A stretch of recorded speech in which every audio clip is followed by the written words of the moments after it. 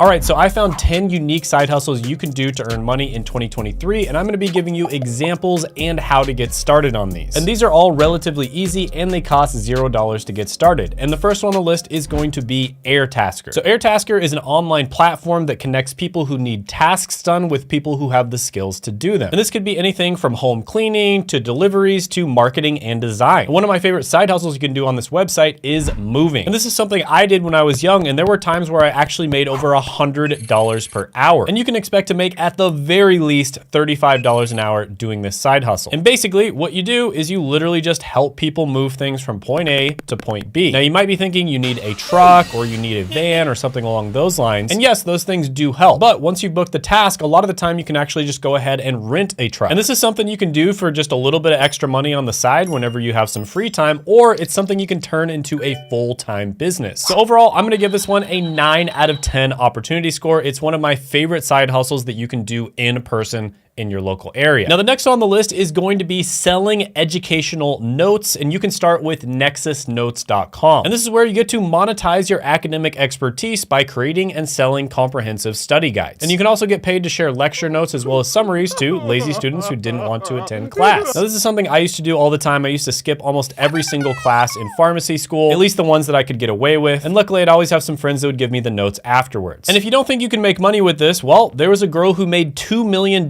in 2 years named Stephanie Bakes. And she did it by selling study notes on Etsy and TikTok. And if you look into the notes section, hey, what do you know? There's pharmacy notes for tablets and liquid oral formulations. So you can basically find study notes on just about any subject out there. And like I said, to get started, Nexus Notes makes this entire process super easy. So overall, I'm gonna give this one a money score of 8 out of 10. Now, the next one on the list is where you can get paid to be an illustrator and you don't even have to have any art-related talent. And that's because you can use AI software such as Midjourney to create amazing graphic designs. So all you really have to get good at is prompting Midjourney to do all of the work for you. And there's a story I found on CNBC Make It about a 29-year-old making $22,000 per month. And she did this with her art-related side hustle, and she says that she only works about 2 hours per day. Now, if you wanted to get a job as an illustrator, they make about $42,000 a year. And of course, you can make much more than that as a freelancer or if you start your own business. And you can get started with this on all kinds of different freelancing websites such as Fiverr.com. Now, the trick here is to make sure that you find a niche. You want to find a profitable niche to be an illustrator, and you kind of want to build your brand off of being very good at whatever that niche is. But overall, this is a really good opportunity. I'm gonna give it a money score of 7 out of 10. Now, the next one on the list is probably one of the easiest and best business models you can possibly do, and that is selling digital products. Now, the reason this is such a good business model is because of the fact that digital products have very little overhead. They're extremely cheap to create. So when you sell a digital product, you probably have a profit margin over 90%, which is pretty much unheard of for any other type of product. And on top of that, digital products are incredibly scalable and you don't have to store them in a place like you would with physical products. So you don't have to deal with all the logistical problems that come along with selling physical products. You can sell anything from ebooks to templates to online courses. And you basically just create it one time and then you have a product that is out there forever,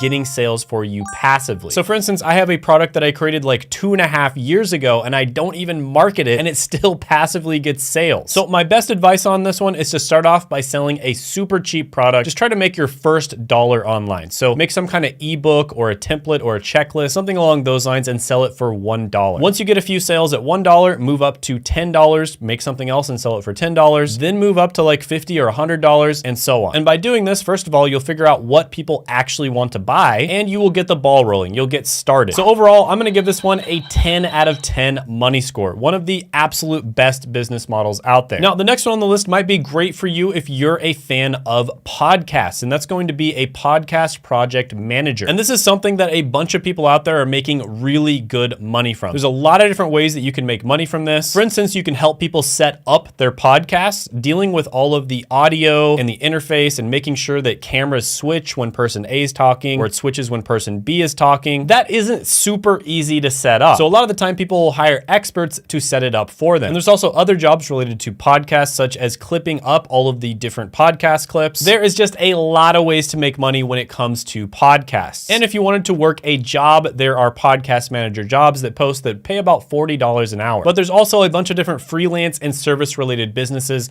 that you can start around podcasts. So overall, I'm gonna give this one a 7 out of 10 money score. Now the next one on the list is involved in real estate, and it's something you can do as a side hustle, and that's going to be a field inspector. So field inspectors basically perform inspections on properties. A lot of the time they'll take pictures and they'll just document everything in order to make sure that the property is suitable to be lived in. And sometimes it has to do with insurance purposes as well. And one website where you can get started with this easily is jmireports.com. Now you might be thinking you have to have experience in real estate in order to do this, but actually the job is relatively simple, but it does require somebody to go there in person. And it even says right on the website, experience in insurance or field work isn't essential to handle this role. Now, according to Glassdoor, field inspectors make about $54,000 a year. And this is something you can do as a side hustle as well. And typically you'll make about $150 to $350 per day. And that's according to JMI. So overall, really solid one. It's something where there's pretty much always going to be demand for this. I'll give it a 7.5 out of 10 opportunity score. The next one on the list might be great for you if you're a fan of chess.